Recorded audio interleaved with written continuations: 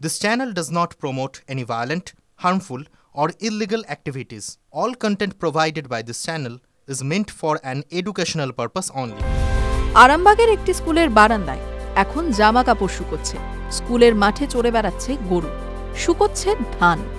কারণ স্কুলে একজনই শিক্ষক ছিলেন, তিনি অবসর নেওয়ায় তালা পড়েছে ক্লাসরুমে। পুরুলিয়ার ডিমডিহা গ্রামের একটি স্কুলের বারান্দায় তো মদের বোতলের ছড়াছড়ি, না আছে শিক্ষক, না আছে পড়ুয়া।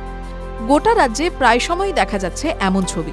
সংবাদ মাধ্যমে বারবার শিরোনামে আসছে রাজ্যের শিক্ষার বেহাল দশা। এদিকে মামলা জটে আটকে একাধিক নিয়োগ। এহেন পরিস্থিতিতে বড় সিদ্ধান্ত নিল স্কুল শিক্ষা দফতর। TV9 বাংলায় লাগাতার দেখানো হয়েছে এসব স্কুলগুলির অবস্থা। কোথাও একজন, কোথাও দুজন শিক্ষকই সবেধন। অবশেষে পদক্ষেপ করল রাজ্য সরকার।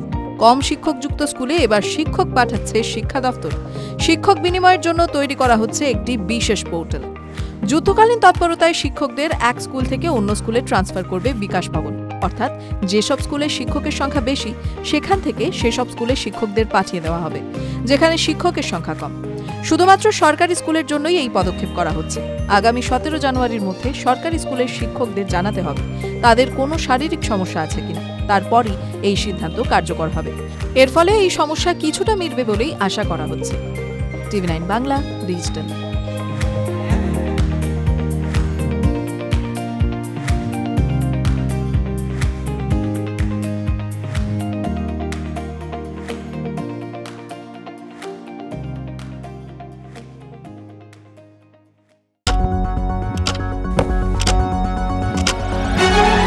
রাজনীতি শুধুই কি রাজার নীতি?